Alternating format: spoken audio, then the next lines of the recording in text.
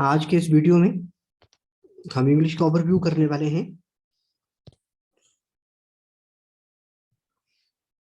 और English overview में हम देखेंगे कि कॉम्पिटिटिव एग्जाम में इंग्लिश से जुड़े हुए सभी सवाल या ज्यादातर सवाल सही करने के लिए हमें क्या क्या नॉलेज होना जरूरी है। तो इसमें सबसे पहली चीज आती है आपके पास पार्ट ऑफ स्पीच।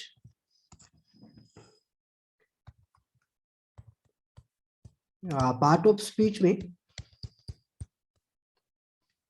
बहुत सारे हिस्से हैं, अंदर छोटे छोटे हिस्से हैं। तो उसका जो सबसे पहला पार्ट है वो है आपके पास आर्टिकल। अगला पार्ट है आपके पास नाउन। अगला पार्ट है प्रोनाउन, एडजेक्टिव,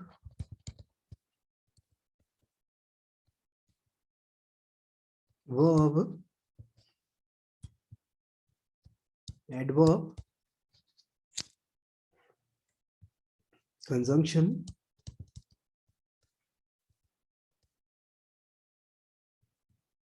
नेक्स्ट है आपके पास प्रेपोजिशन,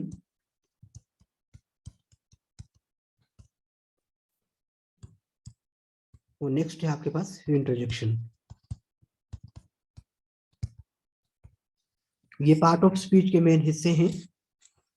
वो स्पीच का मतलब है यहाँ पर बातचीत, और जो हम बातचीत करते हैं या फिर जो भी हम कम्युनिकेशन करते हैं उस कम्युनिकेशन में जो भी शब्द या जो भी वाक्य हम इस्तेमाल करते हैं उसके अंदर ये सारी 9 चीजें होती हैं। लेकिन एक बात ये है कि ज्यादातर स्टूडेंट के लिए जब ये जो शब्द है उनके लिए इन शब्दों का मतलब होगा कि ठीक है डेफिनेशन लर्न कर ली, टाइप लर्न कर ली, उसी से हो गया। नहीं, इनका जो यूज है उससे कहीं ज्यादा है। तो हम एक एक करके देखेंगे इन सभी को। और सबसे पहली चीज, अगर आपको इंग्लिश ग्रामर के सारे क्वेश्चन सही करके आने तो पहली जो चीज है आपके पास वो पार्ट ऑफ स्पीच है। तो पार्ट ऑफ स्पीच में ये 9 चीजें हैं, इनके ऊपर हम एक एक करके चर्चा करेंगे। और पार्ट ऑफ स्पीच के अलावा आपके पास जो दूसरी चीज है जो आपको करनी है, उसमें पहली कड़ी में आपको चीजें जो तैयार करनी है वो है सबसे पहले one word substitution.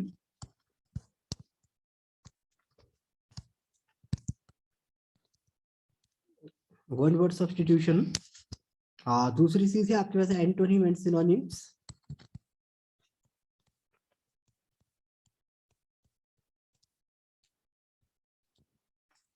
idioms and phrases,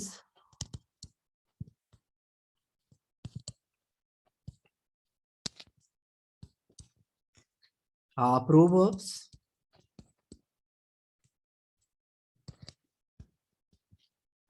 homonyms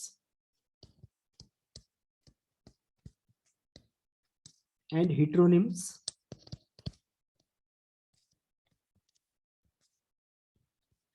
अगली चीज है आपके पास कॉन्ट्रोनिम्स भी होते हैं हमारे पास, कॉन्ट्रोनिम्स। अगली चीज है आपके पास कोलेक्टिव नाउन। ये हम नाउन में भी देखते हैं लेकिन कोलेक्टिव नाउन आपको अलग से भी तैयार करने पड़ते हैं थोड़े से, कोलेक्टिव नाउन्स। अगली चीज है आपके पास फ्रेजल वर्ब और प्रेपोजिशनल फ्रेज। फ्रेजल वर्ब या फिर यूं कहें प्रेपोजिशनल फ्रेज।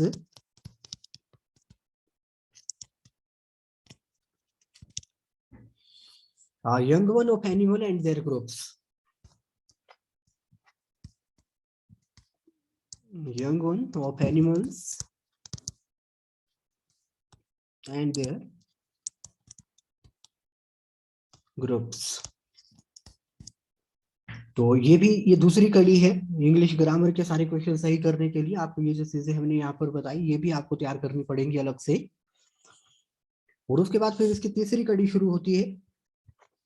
और अगर आपकी ये चीजें हो जाती हैं तो उसके बाद फिर अगली चीज आती है आपके पास।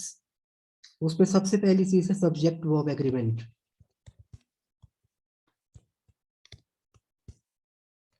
Subject verb agreement. अगर इसकी आप थोड़ी सी चीजें समझ लेते हैं तो उसके बाद फिर हम देखेंगे टेंस। अगली चीज रहेगी वॉइस, नरेशन,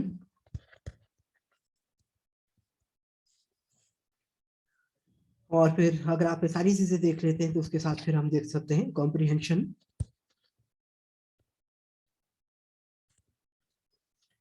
और अगर आप सारी चीजें पढ़ लेते हैं तो उसके बाद फिर हमारे पास एक अलग सा पार्ट रहता है जो कि होता है स्पॉटिंग एरर। वो स्पॉटिंग एरर किसी भी टॉपिक का हो सकता है। ये वाला जो टॉपिक है सबसे लास्ट में, लेकिन हम टॉपिक के साथ साथ भी एरर कर सकते हैं टॉपिक वाइज।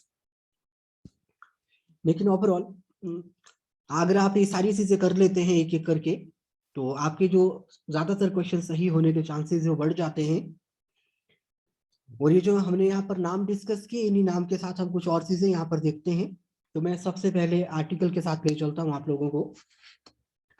तो अब जैसे आर्टिकल है, इसका मैं आपको जस्ट ओवरव्यू देने वाला हूँ कि आर्टिकल हम क्यों पढ़ेंगे और किस तरह के क्वेश्चंस रहते हैं और कहाँ गलतियां होती हैं। तो मैं आपको जस्ट ओवरव्यू करता हूँ इस चीज का। बाकी फिर जब हम इस टॉपिक के ऊपर वीडियो डालेंगे तो आप डिटेल में उसको देख पाएगा। काफी लंबे वीडियोस होंगे वैसे एक एक टॉपिक के ऊपर। और उम्मीद करता हूँ उसके बाद अगर आप शिद्दत से इन चीजों को पढ़ते हैं तो आपके मैक्सिमम क्वेश्चन सही होने की उम्मीद होगी। अब जैसे मैं आपको बताता हूँ आर्टिकल, अब आप लोगों को पता ही है कि आर्टिकल ए एंड द। अब इसमें सबसे पहली चीज ये नहीं है कि, चलिए इसमें ये खास बात नहीं है कि हमें ए एन या द का यूज करना है। सबसे पहले आप ये समझिए कि इनका इस्तेमाल करना ही क्यों है। अगर हम इनका इस्तेमाल नहीं करते तो क्या फर्क पड़ता है, और अगर इस्तेमाल करते हैं तो क्या फर्क पड़ता है।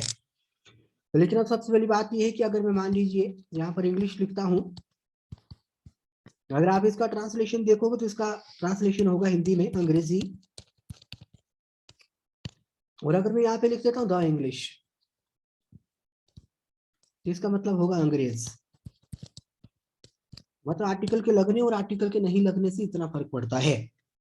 अगर आपने खाली अंग्रेजी लिखा, खाली इंग्लिश लिखा तो इसका मतलब वो अंग्रेजी, और अगर आप लिखते हैं द इंग्लिश तो इसका मतलब वो अंग्रेज।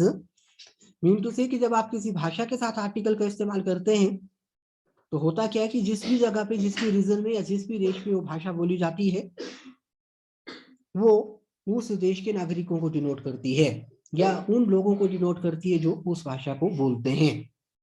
ठीक है, तो ये भी चीज है इसमें। और फिर अगली बात ये भी है, चलिए ये एक चीज हुई। अब दूसरी चीज देखते हैं। जैसे अगर मैं यहाँ लिखता हूँ the headmaster and teacher dash coming में अगर यहाँ करूं, तो या फिर मैं करता हूं the headmaster and the teacher, the headmaster and the teacher dash coming अगर मैं यहाँ करूं, और हम इनमें इसे मार्क फिल करना हो तो जो पहले वाला सेंटेंस है उसमें मिस फिल करेंगे, दूसरे वाले सेंटेंस में आर फिल करेंगे। लेकिन अब बात ये है, अब क्या हुआ कि यहाँ पर दो चीजें हैं, दो टाइटल्स हैं, वो आपने दो टाइटल एंड से जोड़े हैं, यहाँ पर भी दो टाइटल एंड से जोड़े हैं। लेकिन अब बात ये है कि ऊपर वाले केस में क्या है, इस केस में क्या है कि जो आर्टिकल द है वो आपने केवल फर्स्ट टाइटल के साथ यूज किया और फिर उसे एंड से जोड़ दिया है। इसका मतलब हुआ कि यहाँ पर एक आदमी है, यहाँ पर एक ही पर्सन है, लेकिन वो काम दो करता है। मतलब वो जो आदमी है वो हेडमास्टर भी है और टीचर भी है। तो ये किसने क्लासिफाई कर दिया, किसने मतलब पूरा का पूरा डिटरमाइन कर दिया या फिर ये कहीं की डिफाइन कर दिया, तो ये पूरा का पूरा डिफाइन किया द ने। और अगली बात ये कि अगले केस में हमने आर्टिकल दोनों के साथ अलग अलग इस्तेमाल करा, तो इसका मतलब ये हुआ कि आर्टिकल में, इसमें आर्टिकल के दोनों जगह लगने से क्या हुआ, इसका मतलब ये हुआ कि हेडमास्टर कोई और है और टीचर कोई और है, ये दो लोग हुए अलग अलग और वो आ रहे हैं, तो इसलिए हमने इसके साथ आर का इस्तेमाल किया। तो विंडो से कि आर्टिकल के इस्तेमाल होने से और नहीं होने से इतना फर्क पड़ता है। ठीक है, आप जैसे मान लीजिए हम यहाँ पर एक और चीज लिखते हैं, अगर मैं लिखता हूँ जैसे आई हैव एन ऑरेंज, अगर मैं यहाँ पे लिखता हूँ कि I have an orange and mango, इसका मतलब ये है कि ये जो सेंटेंस है ये गलत हो गया, क्योंकि आपने देखो एन यहाँ पर लगाया और फिर क्या किया, पहले वाले के साथ आर्टिकल लगाया, दूसरे वाले के साथ आर्टिकल नहीं लगाया। इसका मतलब हुआ कि I have one thing that is both, that is both orange and mango. ठीक है, तो अब आपको पता है कि ये प्रैक्टिकली पॉसिबल है ही नहीं कि एक ही चीज मतलब आम भी हो और संतरा भी हो, ठीक है, तो इसलिए ये जो सेंटेंस है गलत हो गया। इसलिए आपको इसको सही करने के लिए क्या करना पड़ेगा, मैंगो के साथ भी अलग से आर्टिकल जो लगाना पड़ेगा। अगर आप प्लूरल कर देते हैं, तो हम आर्टिकल लगाएंगे ही नहीं, ठीक है, तो ये भी चीज हुई यहाँ पर। तो इसी तरह से, और फिर अगली बात, इसके बाद हम आगे चलते हैं, दूसरे टॉपिक का ओवरव्यू कर लेते हैं, फिर हम बाकी जो चीजें आर्टिकल में डिटेल में पढ़ेंगे एक करके। सेकंड टॉपिक था आपके पास, वो है नाउन। नाउन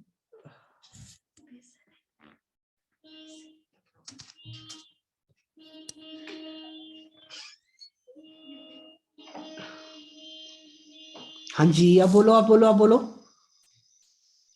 हेलो मैम, अब बोलो।